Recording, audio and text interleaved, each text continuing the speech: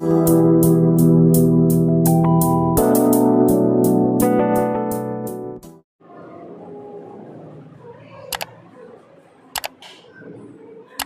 बेटा देखिए, तो अगला चैप्टर है अपना एप्लीकेशन ऑफ ट्रिग्नोमेट्री, जो 9 चैप्टर है। तो एप्लीकेशन ऑफ ट्रिग्नोमेट्री का मतलब है क्या?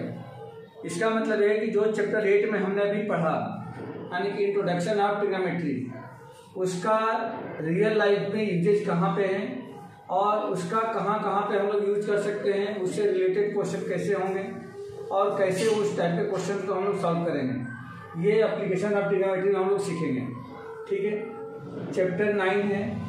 इसमें 2 चीज़ें बहुत ही इम्पोर्टेंट है और उन 2 चीज़ों को यदि मैं समझ जाता हूँ या आप समझ जाते हो या कोई भी समझ जाता है तो ये चैप्टर बहुत ही सिंपल हो जाएगा और इसमें मात्र एक ही एक्सरसाइज है। तो अगर एक एक्सरसाइज है तो ये एग्जामिनेशन के पॉइंट ऑफ व्यू से बहुत ही इंपॉर्टेंट है, क्योंकि कम से कम 1 से 2 क्वेश्चन श्योर आपको इस चैप्टर से मिलना ही मिलना। ठीक है, तो देखिए इसमें हमें क्या समझना है। इसमें सबसे पहली चीज़ हम लोग को ये समझना है कि एंगल ऑफ एलिवेशन क्या होता है। एंगल ऑफ एलिवेशन,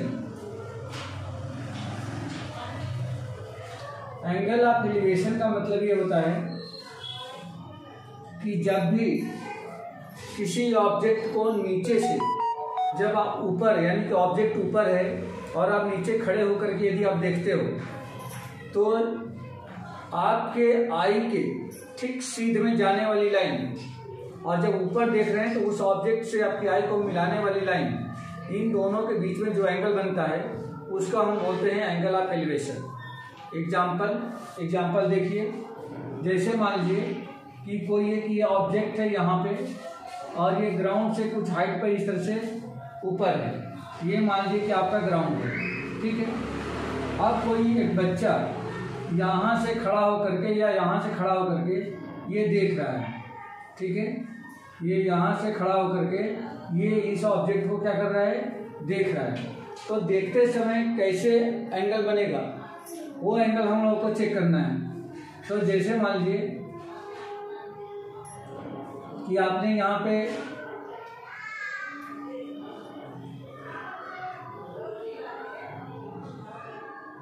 जैसे मान लीजिए कि यहाँ से ये देख रहा है,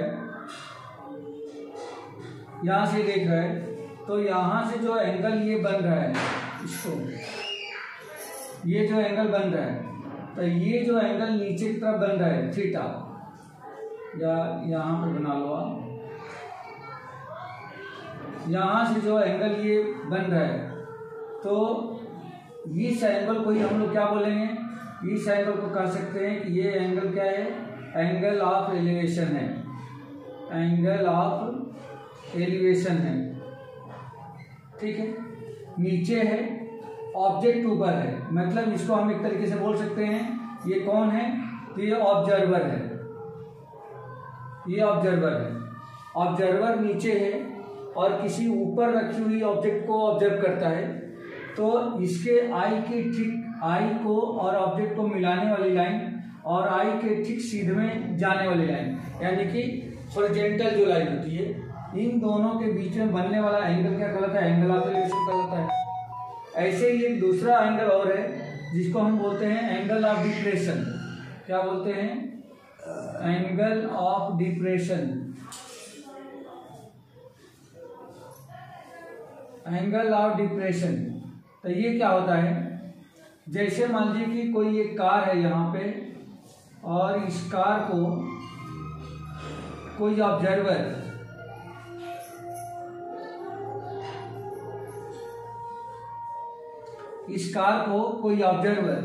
यहाँ पे खड़े होकर देख रहा है, यहाँ पे खड़े होकर के देख रहा है, मतलब वो किसी छत पर है या कहीं पे किसी हाइट पर है। तो जब ये इसको ऑब्जर्व करता है तो ये यहाँ पे इसको ऑब्जर्व कर रहा है और इसको नीचे ग्राउंड पे, इस तरह से मान लो कि ये ग्राउंड पे है,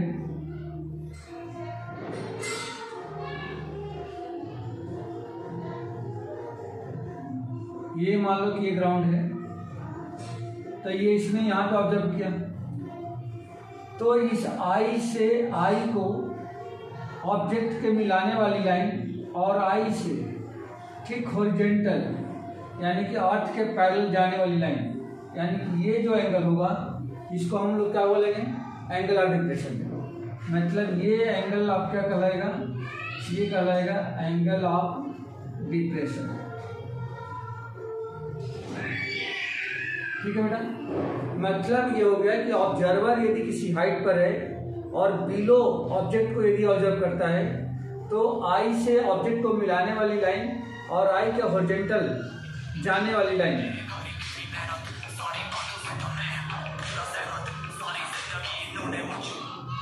इन दोनों के बीच में जो एंगल बनेगा उसको हम लोग एंगल ऑफ डिप्रेशन कहेंगे। ठीक है बेटा, ये एंगल ऑफ डिप्रेशन कहलाएगा। और अगर ऑब्जर्वर नीचे है ऑब्जेक्ट ऊपर है तब इनके बीच में यानी कि आई और ऑब्जेक्ट के बीच में और आई से हॉरिजॉन्टल जाने वाली लाइन के बीच में जो एंगल बनता है इसको बोलते हैं एंगल ऑफ एलिवेशन। मतलब एंगल ऑफ एलिवेशन नीचे से बनता है जबकि एंगल ऑफ डिप्रेशन ऊपर से बनता है।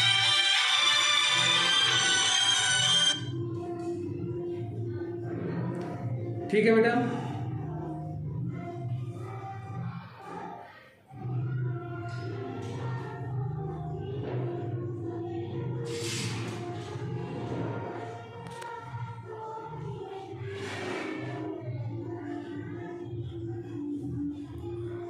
आया क्या समझ में?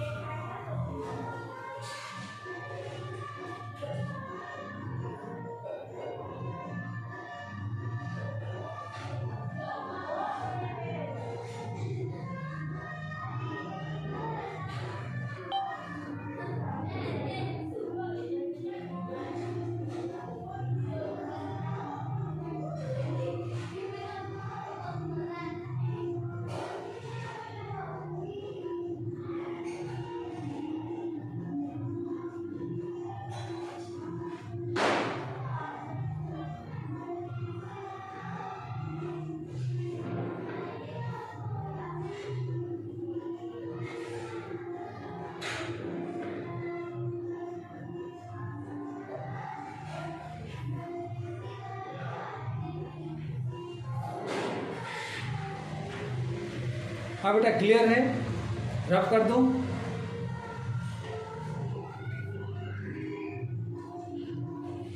रफ कर दूं?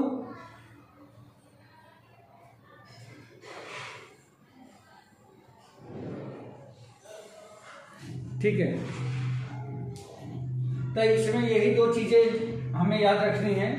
और जो ट्रिग्नोमेट्रिक रेशियो हमने पढ़ा है जैसे 0 डिग्री, 30 डिग्री, 45 डिग्री, 60 डिग्री और 90 डिग्री की जो वैल्यूज हमने पढ़ा है, ये वैल्यू भी हमें याद रखनी है जो इसमें काम आएगा। इसके अलावा और हम लोगों ने क्या पढ़ा था, हम लोगों ने और ये पढ़ा था कि sine cos tan cot sec and cosec के साथ में उस ट्रायंगल की साइड का क्या रेशियो होता है। तो ये 2-3 चीजें हमें को याद रखनी है जो ऑलरेडी हम लोग पिछले वाले चैप्टर से पढ़ के आए हुए हैं। बस इतना ही काम आएगा, बाकी और किसी चीज की हमें जरूरत है नहीं। ठीक है, चलिए तो एक्सरसाइज का क्वेश्चन हम लोग स्टार्ट करते हैं।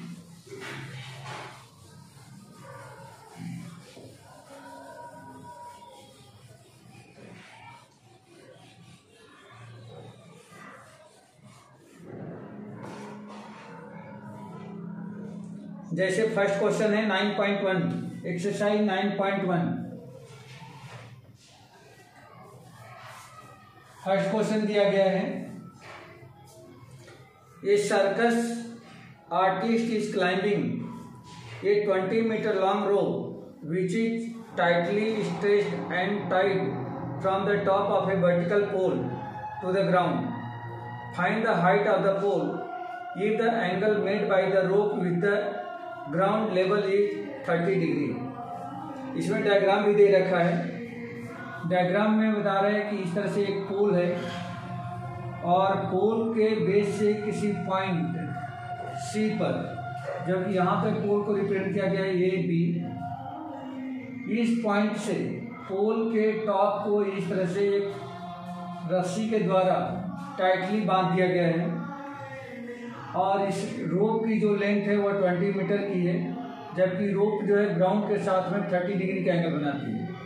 तो ये बताना है कि इस पोल की हाइट मीन्स एच कितना होगा, ये हमें फाइंड करके बताना है। क्लियर है बेटा? पोल की हाइट क्या है ये फाइंड करना है। तो सबसे पहली चीज इसमें दे रखी है कि height of length of rope equal to 20 metre ये दे रखा है और ये एंगल नीचे है तो इसलिए इसको हम लोग एंगल ऑफ एलिवेशन बोलेंगे। एंड एंगल ऑफ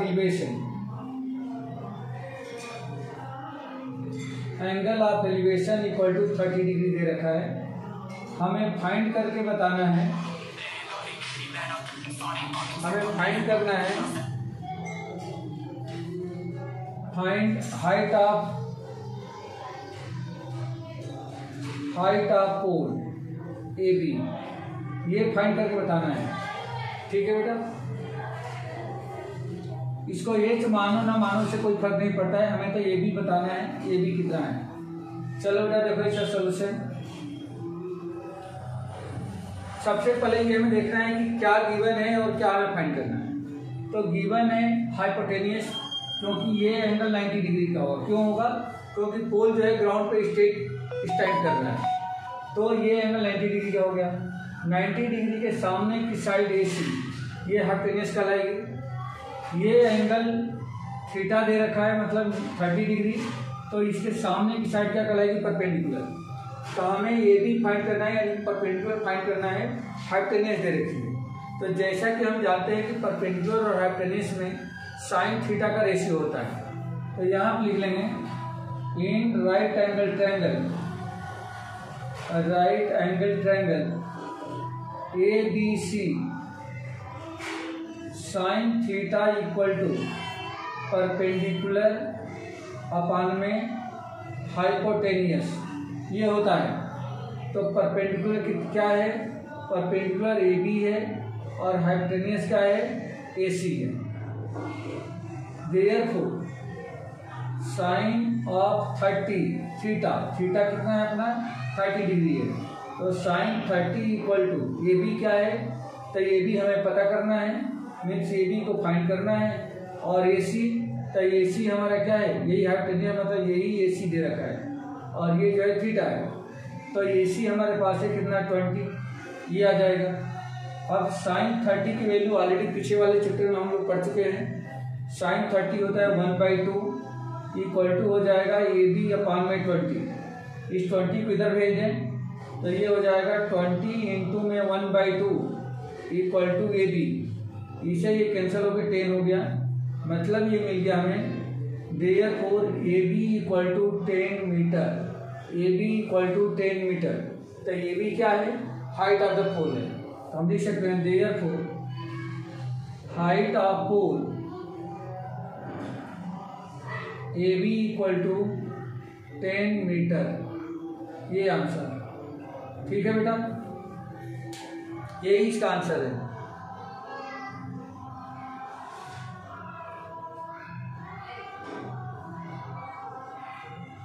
क्लियर है?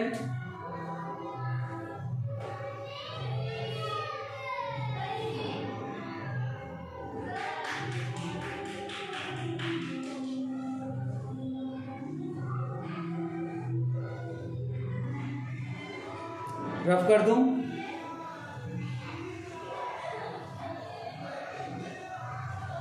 Okay.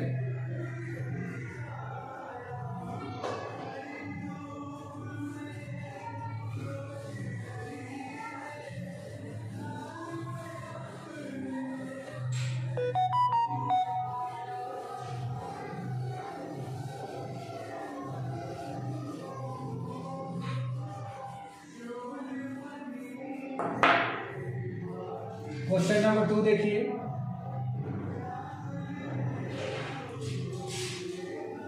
A tree breaks due to storm and the broken part bent so that the top of the tree touches the ground, making an angle 30 degree with it.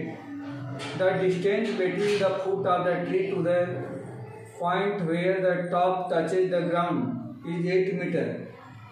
Find the height of the tree. ये कह रहा है कि tree है, ऐसा कोई tree है ए B, ये ड्यू टू स्टॉर्म का मतलब क्या है, आंधी की वजह से ये कुछ पोर्शन ऊपर का टूट करके, ये ऊपर का जो मैं डॉटेड बना दिया, ये यहाँ से टूट करके और इस तरह से झुक जाता है। तो ये झुक करके कुछ इधर आके यहाँ पे बी पे टच कर गया, मतलब ये जो बी पार्ट था वो बी पार्ट यहाँ पे आ गया।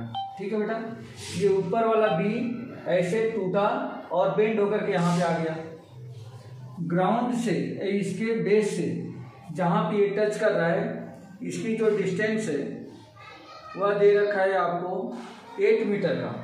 ये 8 मीटर दूरी पर जाके कर रहा है, टच कर रहा है, और ये जो एंगल बन रहा है यह 30 डिग्री का बन रहा है। तो ये बोल रहा है कि पूरे ट्री की हाइट बतानी है बेटा, ट्री की हाइट कितनी होगी।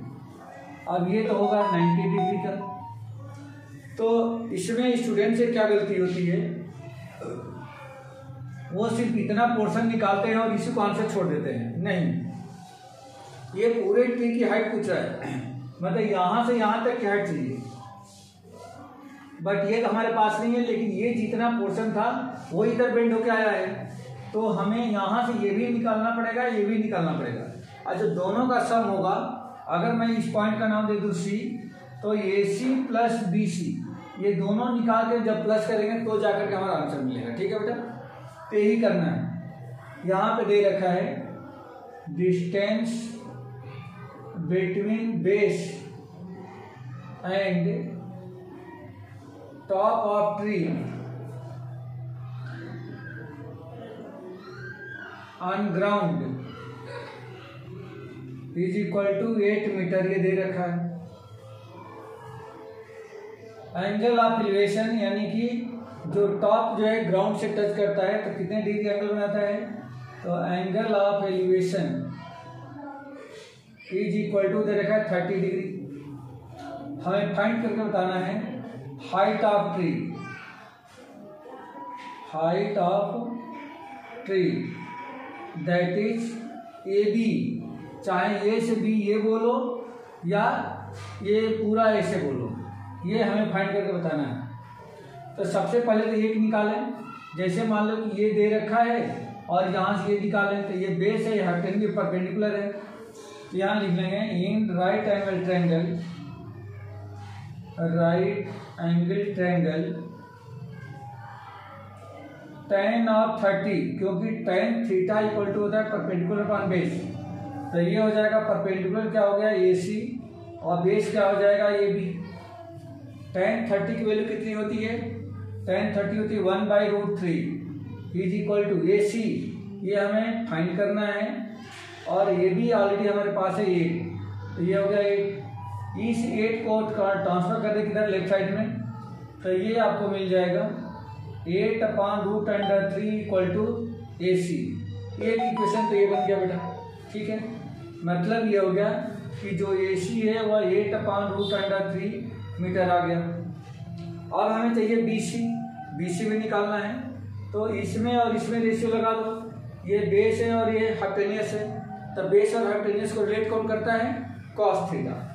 तो since cos of 30 equal to base A B upon में हो जाएगा B C, base upon hypotenuse, cos 30 होता है √3/2 is equal to A B है 8 और बी सी कितना है, तो बी सी हमें फाइंड करना है। इस बी सी को इधर भेज दो बेटा, तो देयर को B C is equal to 2 इधर जाएगा इंटू में, तो 2 × 8 और √3 नीचे आ जाएगा, इक्वल टू हो जाएगा 16/√3 मीटर। ये बी सी मिल गया, मतलब बी सी हो गया आपका 16/√3 मीटर। अब हमें टोटल हाइट ए बी चाहिए, ए से बी तक, तो जो बी सी वाला पोर्शन है वो इधर है, तो ए सी प्लस बी सी, तो therefore A B equal to AC plus BC, ये AC तो ये हो गया और जो ये BC है वो BC में ये ले लिया, तो AC प्लस BC। AC कितना निकाल रखे हम लोग 8/√3 प्लस BC क्या है तो 16/√3। दोनों का डायमीटर सेम है तो √3 इसका एलसीएम हो जाएगा और ये हो जाएगा 8 + 16 इक्वल टू 24/√3। इसको रेशनलाइज कर देते हैं बेटा, तो रेशनलाइज करने के लिए √3/√3 कर देंगे। ऊपर का हो गया 24√3 डिवाइडेड बाई √3 × √3 3 से इसे कैंसिल कर दो तो 8 हो जाएगा। कुल मिला के आ गया 8√3 मीटर। क्या निकला तो therefore total height of tree is equal to AB equal to 8√3 metre. यही इसका आंसर है। क्लियर है बेटा, आया सवाल में?